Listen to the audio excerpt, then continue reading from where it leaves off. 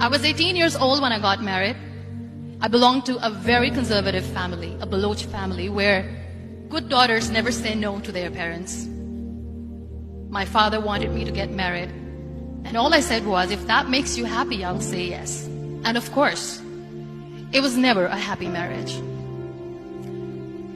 Just about after 2 years of getting married, about 9 years ago, I met a car accident. Somehow my husband fell asleep and the car fell in the ditch. He managed to jump out, saved himself. I'm happy for him. But I stayed inside the car and I sustained a lot of injuries. The list is a bit long. Don't get scared. I'm perfectly fine now. Radius ulna of my right arm were fractured. The wrist was fractured. Shoulder bone and collarbone were fractured. My whole rib cage got fractured. And because of the rib cage injury, lungs and liver were badly injured. I couldn't breathe.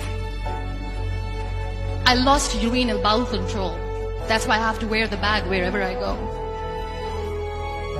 But that injury that changed me and my life completely as a person and my perception towards living my life was the spine injury. 3 vertebrae of my backbone were completely crushed and I got paralyzed for the rest of my life.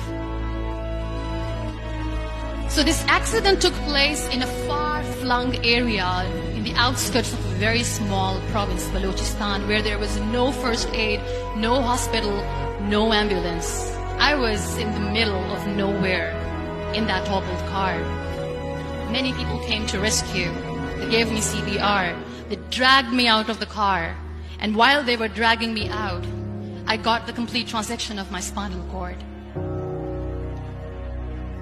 I finally ended up in a hospital where I stayed for 2.5 months. I underwent multiple surgeries. Doctors have put a lot of titanium in my arm. There's a lot of titanium at my back to fix my back. That's why people in Pakistan call me the Iron Lady of Pakistan.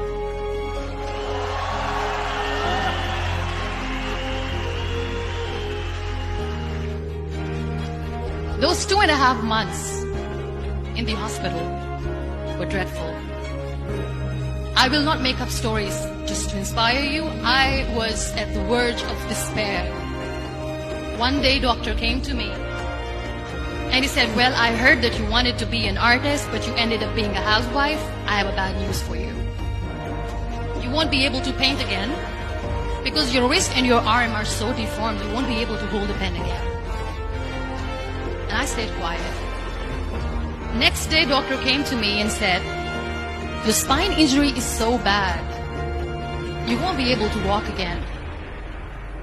I took a deep breath and I said, it's all right.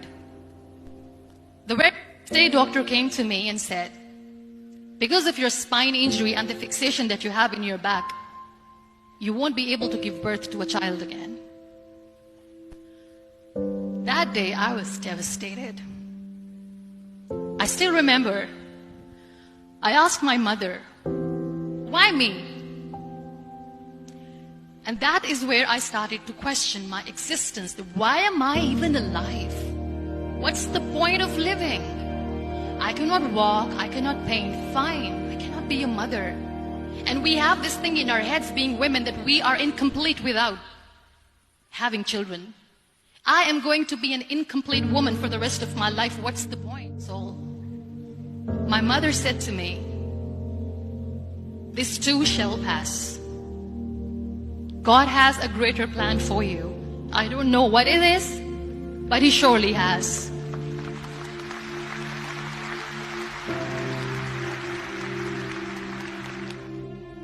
So what kept me going was, one day I asked my brothers, I know I have a deformed hand, but I'm tired of looking at these white walls in the hospital and wearing these white scrubs. I'm getting tired of this. I want to add more colors to my life. I want to do something. Bring me some colors. Bring me some small canvas. I want to paint. So the very first painting I made was on my deathbed, where I painted for the very first time. There were a lot of infections in my body, a lot of allergies. So doctors wanted me to lie down on the bed straight for not 6 months, for not 1 year, for 2 years. I was bedridden, confined in that one room, looking outside the window, listening to the birds chirping, and thinking maybe there will be a time when we'll be going out with the family and enjoying the nature. That was the time where I realized how lucky people are, but they don't realize. And you know how it all began? That day I decided that I'm going to fight my fears. We all have fears. Fear of unknown, fear of known, fear of losing people, fear of losing health, money. We want to excel in career, we want to become famous, we want to get money. We are scared all the time. So I wrote down one by one all those fears. And I decided that I'm going to overcome these fears one at a time. Do you know what was my biggest fear? Divorce. Work. But the day I decided that this is nothing but my fear, I liberated myself by setting him free. And I made myself emotionally so strong that the day I got the news that he's getting married, I sent him a text that I'm so happy for you and I wish you all the best. And he knows that I pray for him today.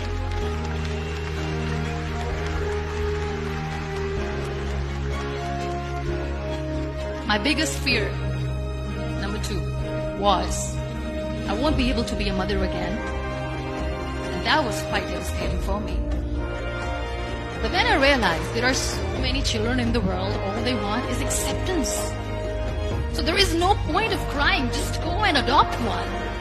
And that's what I did.